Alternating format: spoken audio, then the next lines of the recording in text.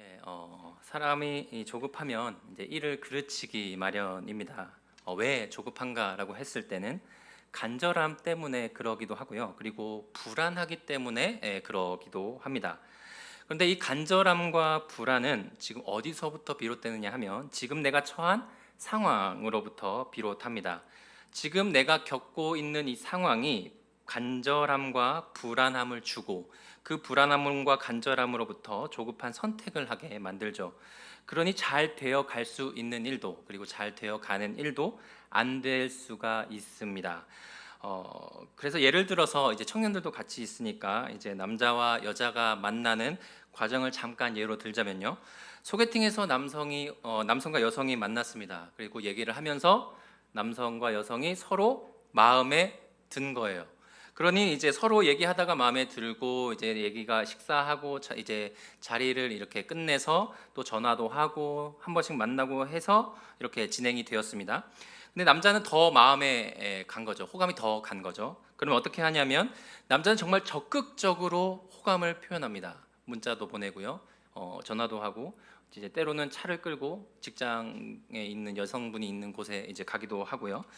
근데 여자는 남자가 봤을 때 굉장히 뜨뜻미지근한 거예요. 난 이렇게 적극적으로 표현하는데 왜 이 여자는 왜 이렇게 뜨뜻미지근할까? 나 안 좋아하는 게 아닌가라고 이렇게 생각해서 이제 연락을 끊어 버렸습니다. 근데 후에 얘기를 들어보니 여자도 마음이 어때요? 있던 거예요. 남자는 이 뜨뜻미지근한 여자의 반응을 보고 미리 결론을 내린 겁니다. 그래서 연락을 하지 않게 되었죠.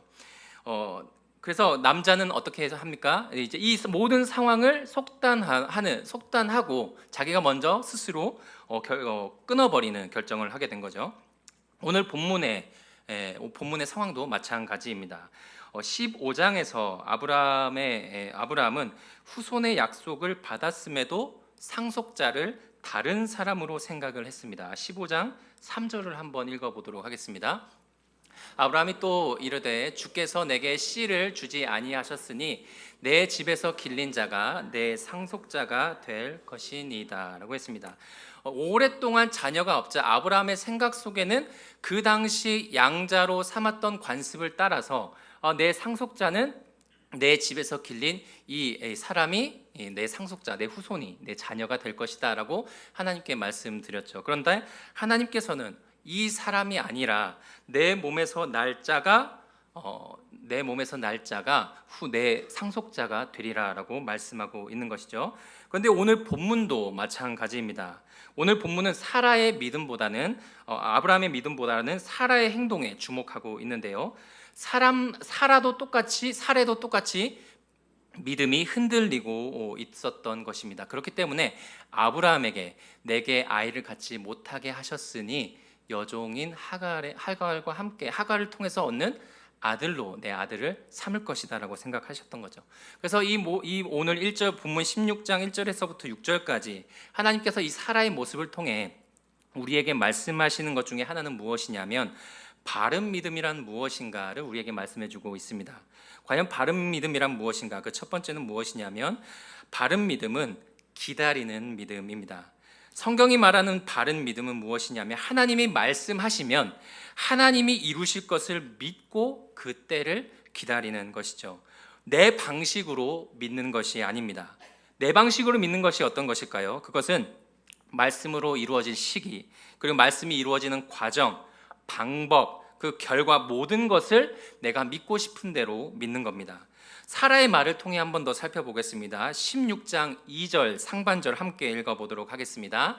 사라가 아브라함에게 이르되 여호와께서 내 출산을 허락하지 아니하셨으니, 지금 사라가 어떤 말을 하나요? 여보, 있잖아, 하나님이 나 아이를 못 갖게 한 것 같아. 나는 아닌 것 같아요. 다른 일을 통해서 이렇게 얘기를 하고 있는 거죠. 다른 말로는 아브라함을 보면서 나는 끝났다라고 말하는 겁니다. 왜 이렇게 믿게 되었느냐? 왜냐하면 사례는 아브라함의 아내가 된 뒤에 계속해서 아이를 갖지 못했습니다. 그리고 16장 3절을 한번 읽어보겠는데요. 같이 읽어보시자면 네. 16장 3절에서는 어떻게 되어 있냐면은 아브라함이 가나안 땅에 거주한 지 10년 후였더라라고 되어 있습니다. 그것은 무엇이냐면 지금 사례는 아브라함을 믿고 따라와서 약속의 땅에 온 지 10년이 지난 것이었습니다. 여러분, 우리도 10년 동안 기다리면 정말 오래 기다린 거라고 생각하지 않겠습니까? 그러니 사례도 이 정도면 기다릴 만큼 기다렸다라고 생각한 것이죠. 아무리 봐도 하나님의 말씀이 이루어지기에, 내 삶에 이루어지기에는 불가능하고 어렵다라고 생각한 겁니다. 그래서 우리 주변에 있는 사람들이 선택하는 방법을 동원해서 하나님의 말씀을 이루려 한 것이죠. 사라의 문제는 무엇이었습니까? 사라도 하나님의 말씀을 믿었습니다. 하지만 자기가 믿고 싶은 대로 믿었습니다. 그 근거는 무엇인가요? 하나님의 말씀이 아니라 아이를 가질 수 없다는 자신의 현실을 근거로 삼았기 때문이죠. 그러니 하나님께서도 자기를 통해서는 출산을 허락하지 않으셨다고 생각한 것이고, 그래서 사례는 지금 아까 앞에 있는 남자처럼 미리 결론을 내리는 속단하는 믿음을 가졌던 사람이었던 것입니다. 그래서 사례의 믿음은 어떤 선택을 하게 하나요? 2절 하반절 한번 읽어보도록 하겠습니다. 원하건대 내 여종에게 들어가라. 내가 혹 그로 말미암아 자녀를 얻을까 하노라. 이것은 하갈의 자녀로 여기는 게 아니라 내 자녀로 여기는 겁니다. 그래서 사례의 믿음은 주변의 사람들이 똑같이 선택하는 방법을 선택했습니다. 바로 대리모 방법인데요. 하나님께서 나에게는 자손을 주시지 않으니 아브라함에게 자손을 주실 이 약속이 이루어지는 것은 대리모 방법밖에는 없다, 시바지 방법밖에는 없다라고 생각한 것이죠. 당시 관습으로 대리모는 아브라함이 살던 그 주변 사회에서 자녀가 없는 상황을 방지하기 위해 사회가 마련한 대안이었습니다.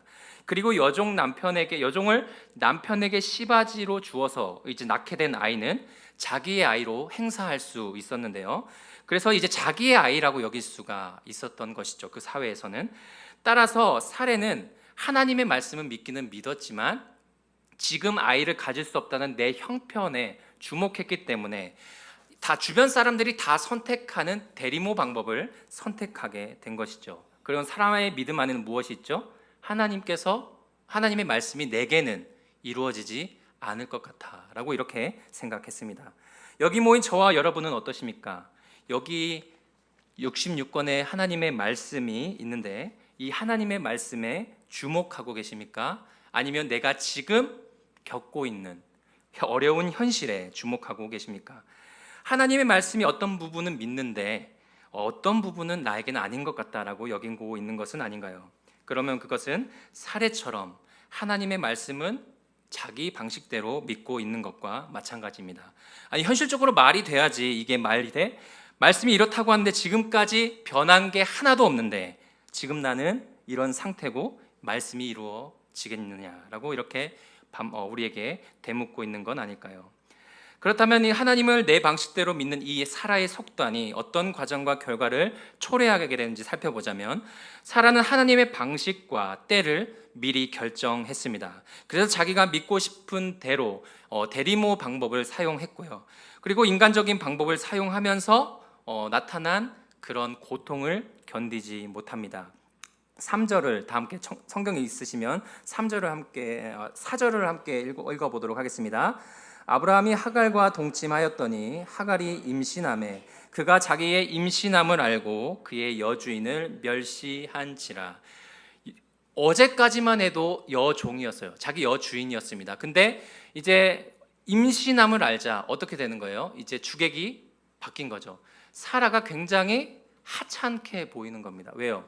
여성으로서는 임신이 명예로운 일인데 그 명예로운 일을 이제 사라는 얻지 못했기 때문이죠. 그렇기 때문에 사례가 이 하갈의 눈빛이 변하자 굉장히 마음의 고통스러움을 느끼게 되는 겁니다. 그렇기 때문에 이 고통을 견디지 못하고 지금 아브라함에게 막 이렇게 막 원망하고 막 하나님께서 판단하시기를 원합니다라고 이렇게 하나님의 이름까지도 끌어들이는 것이죠. 5절 한번 읽어보도록 하겠습니다.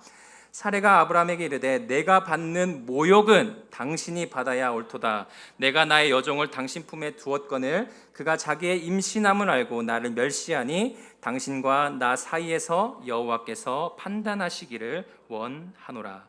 사레가 만일 이 대리모 관습을 통해서 자녀를 얻은 것이 하나님의 뜻이라고 믿었다면 이 선택에 의한 고통도 하나님의 뜻임을 알고 수용해야 했습니다. 하지만 사례는 하나님의 방법을 믿지 못한 방법이었기 때문에 이 고통을 견디지 못하는 것이죠. 하나님의 뜻이 나와 함께 했다면 과정마저도 순조로울 것이라 생각했던 것입니다. 따라서 정리하면 하나님의 말씀을 자기 방식대로 믿는 사람은 하나님께 묻지도 않고 자기 현실에 근거해서 말씀을 판단합니다. 그리고 그 자기가 선택한 모든 과정, 결과까지도 자기 생각 속에 제안하게 되는 것이죠. 자기가 믿는 대로 방식을 보고 결과도 바라보게 되는 것입니다. 그리고 그 결과는 모두가 아시다시피 고통과 가정의 평화가 깨어지는 더 큰 문제를 야기하고 있는 것이죠. 따라서 성경은 하나님의 말씀을 자기 방식대로 믿는 것은 문제를 더 일으킬 수 있다고 우리에게 보여주고 있습니다. 올바로 믿는가 아니면 내 방식대로 믿는가, 여러분 어떻게 구분할 수 있을까요? 그것은 내 방식대로 믿는 믿음은 말씀의 본질보다는 내 상황에 더 집중하게 합니다. 그리고 말씀의 본질보다는 말씀이 내 삶에 이루어지는 그 과정에 주목하게 합니다. 그리고 결과에 주목하게 하죠. 그리고 그 과정 안에 있는 어려움을 견디지 못하게 합니다. 여러분, 내 믿음 어떤 믿음입니까? 하나님의 말씀을 내 방식대로 믿는 우리의 예증이 있는데요, 하나님의 응답과 선한 결과에 대해서 우리가 가장 많이 속단하는 이야기가 있습니다. 바로 요셉의 이야기인데, 여러분 요셉의 이야기를 떠올리실 때 어떤 게 떠오르세요? 고통 중에서도 총리가 되는 그런 이야기, 하나님께서 그 현실을 역전시켜 주시는 이야기를 우리가 다 떠올리지 않습니까? 그런데 하나님께서 요셉을 통해서 말씀하시는 그 선한 결과의 본질은요, 총리가 아니라 고통 속에서도 믿음을 잃지 않는 요셉을 통해서 더 많은 이들을 구원하고자 하시는 하나님의 일이 이루어지는 것이 바로 선한 결과라고 하는 것입니다. 창세기 50장 20절을 함께 읽어보도록 하겠습니다. 당신들은 나를 해하려 하였으나 하나님은 그것을 선으로 바꾸사 오늘과 같이 많은 백성의 생명을 구원하게 하셨나니.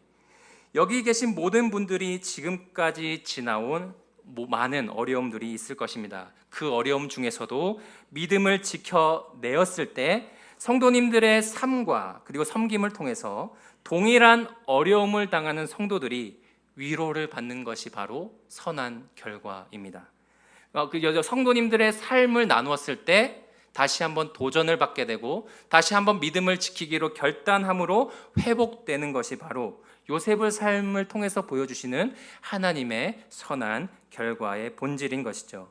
하지만 사례와 같이 하나님의 약속을 우리 방식대로 믿으면 요셉이 총리가 되는 것에 주목하게 됩니다. 그래서 왜 내 삶은 총리가 되는 역전이 없느냐고 하나님께 원망하기도 불평하기도 마음에 상하기도 합니다. 하지만 반대로요, 바른 믿음은 어떤 과정을 지나든지 믿음을 낳습니다. 욥이 바로 그 바른 믿음의 모델인데요, 여러분 욥의 삶을 다들 알고 계실 겁니다. 정말 이해할 수 없는 어려움을 겪었습니다. 왜 내게 이런 어려움이 있는가? 다른 사람들은 잘만 사는데 왜 내게 이렇게 이해할 수 없는 어려움이 있는가? 라는 이 어려움을 겪었고, 그리고 하나님께서도 하나님께 말씀을 붙들며 기도했는데도 하나님은 침묵하시는 것 같아요. 어떤 응답도 없으신 것 같습니다. 그래서 이러한 상황에서 욥은 더 상처를 받고 내면의 고통을 겪는데, 하지만 욥은 끝까지 하나님께서 대답해 주실 것이라고 믿고 있었습니다. 반드시 대답해 주실 것이라고 믿고 있었는데요, 욥기 31장 35절 함께 읽어보도록 하겠습니다. 전능자가 내게 대답하시기를 바라노라.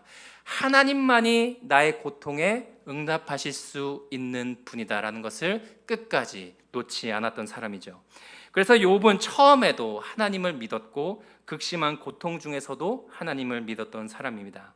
하나님을 믿는 믿음이 하나님과 씨름하는 믿음으로 계속 이어지는 모습을 보게 된 것입니다. 나의 인생은 끝난 것처럼 보이고 현실은 철저하게 파괴된 것처럼 괴로우나 하나님께서 자기의 삶에 말씀하실 때까지 끝까지 믿음으로 버틴 것이죠. 지금 우리의 믿음은 사례처럼 자기 방식대로 믿는 믿음입니까? 아니면 욥과 같이 하나님이 말씀하시기를 기다리며 끝까지 붙드는 믿음입니까? 여기 계신 모든 분들이 욥과 같이 끝까지 믿음을 가지고 씨름하시는 성도님들이 되시기를 축복합니다. 그렇다면 왜 우리는 하나님을 기다릴 수 있는가? 왜 어떻게 우리가 바른 믿음으로 하나님을 기다릴 수 있는가? 그것이 하나님께서 말씀하시는 두 번째인데요. 그것은 하나님은 내 현실을 넘어서 일하실 수 있는 분이시기 때문입니다. 창세기 15장 4절 한번 읽어보도록 하겠습니다. 여호와의 말씀이 그에게 임하여 이르시되 그 사람이 내 상속자가 아니라 내 몸에서 날 자가 내 상속자가 되리라 하시고, 하나님께서는 아브라함에게 15장에서 내 몸에서 날 자가 내 씨다, 그가 너의 상속자가 될 것이다 라고 말씀하십니다. 그리고 땅을 줄 것이다 라고 하는 말씀을 이제 이렇게 말씀하시면서, 그리고 하나님께서 어떤 행동을 취하시냐면 하나님께서 아브라함에게 고기를 양옆으로 쪼개어 놓으라고 말씀하시고요, 그리고 하나님이 그 사이를 지나가십니다. 그것은 무슨 말이냐면 그 당시의 관습에 의해서는 두 사람이 약속을 했어요. 그러면 고기를 이렇게 쪼개어 놓습니다. 그리고 두 사람이 그 쪼갠 고기 사이를 이렇게 걸어가요. 그것은 무슨 말이냐? 약속을 지키지 않으면 나는 이 고기처럼 쪼개질 것이다, 죽을 것이다 라고 이렇게 맹세하는 것이죠. 하나님이, 아브라함은 지나가지 않았지만 하나님이 혼자서 그 고기 사이를 지나가셨습니다. 그것은 무슨 말이냐? 나는 반드시 약속을 지킬 것이다 라고 말씀하시고 계신 것이죠. 내 이름을 걸고 만약에 지키지 않으면 나도 이렇게 쪼개질 것이다 라고 하는 확실한 맹세로 아브라함에게 보여주고 있는 겁니다. 그렇다면 이 약속은 아브라함에게만 해당하지 않고 이것은 아내 사라에게까지 맹세하신 겁니다. 왜냐하면 하나님께서는 남편과 아내를 한 몸으로 보기 때문이죠.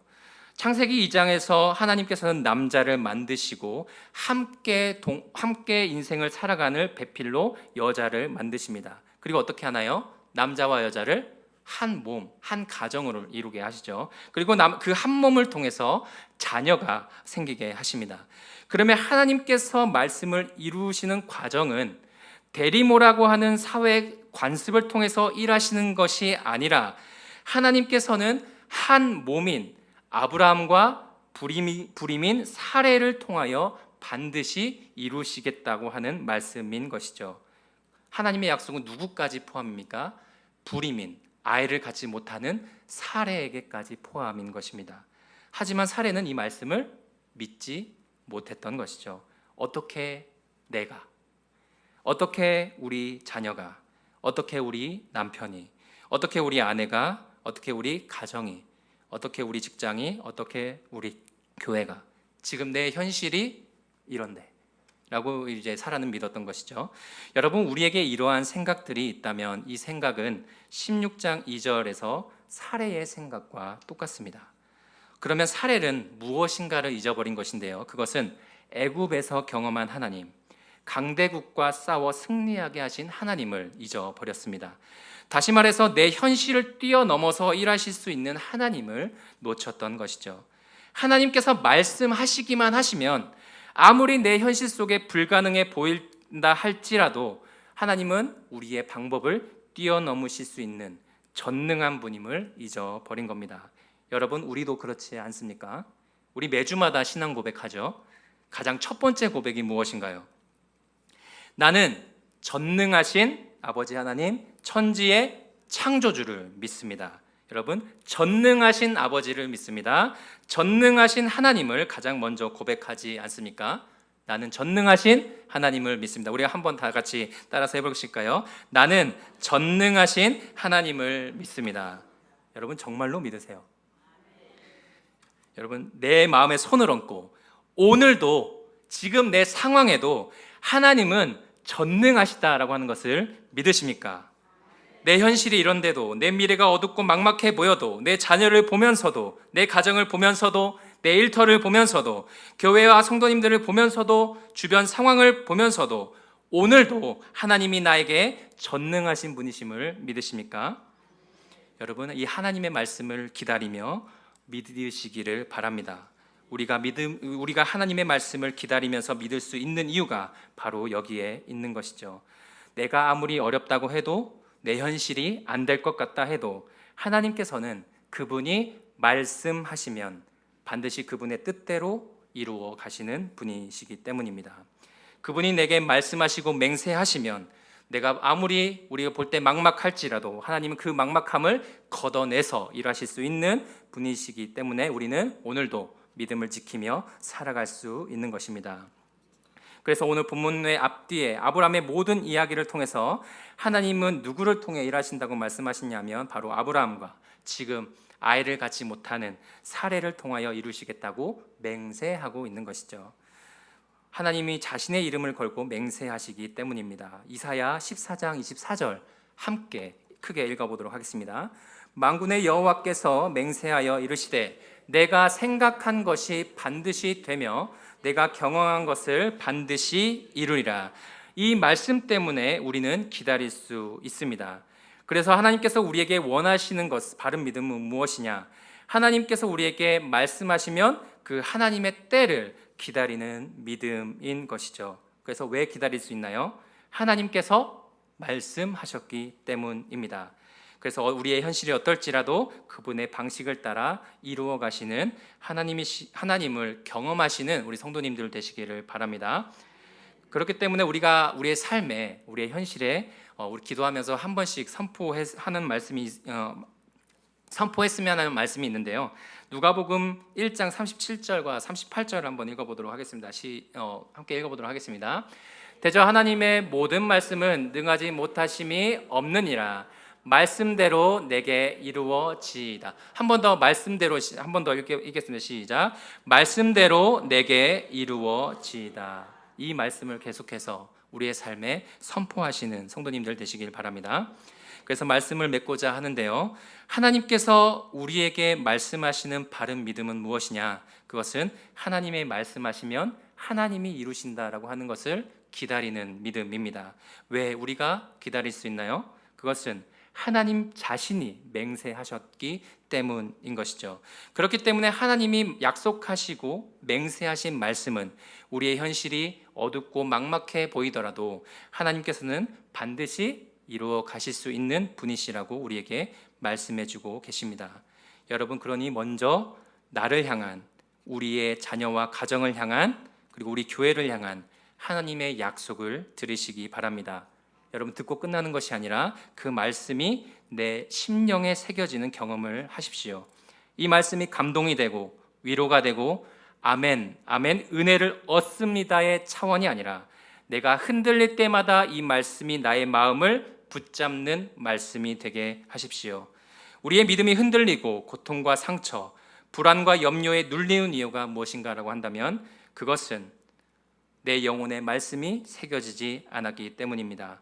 새롭게 깨닫게 하시는 말씀이 있고 내 감정의 도전을 일으키고 위로를 주시는 말씀은 있지만 내 마음과 내 영혼에 새겨지는 말씀이 적기 때문인 것이죠. 하나님께서는 그분의 말씀을 우리의 마음속에 새길 수 있는 분이십니다. 예레미야 31장 33절 마지막 읽어보도록 하겠습니다. 그러나 그날 후에 내가 이스라엘 집과 맺을 언약은 이러하니 곧 내가 나의 법을 그들 속에 두며 그들의 마음에 기록하여 나는 그들의 하나님이 되고 그들은 내 백성이 될 것이니라.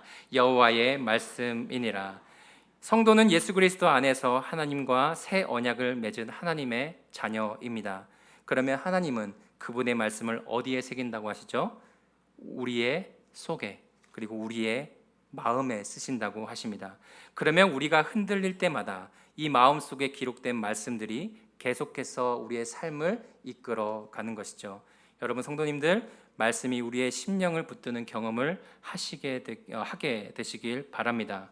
아무리 현실이 막막해도, 어려움이 예상되고 불안과 걱정이 있어도 내 안에 새겨진 그 말씀이 나를 이끌어 가시는 것을 경험하는 여기 모인 성도님들과 우리 청년들이 되시기를 주님의 이름으로 축복합니다.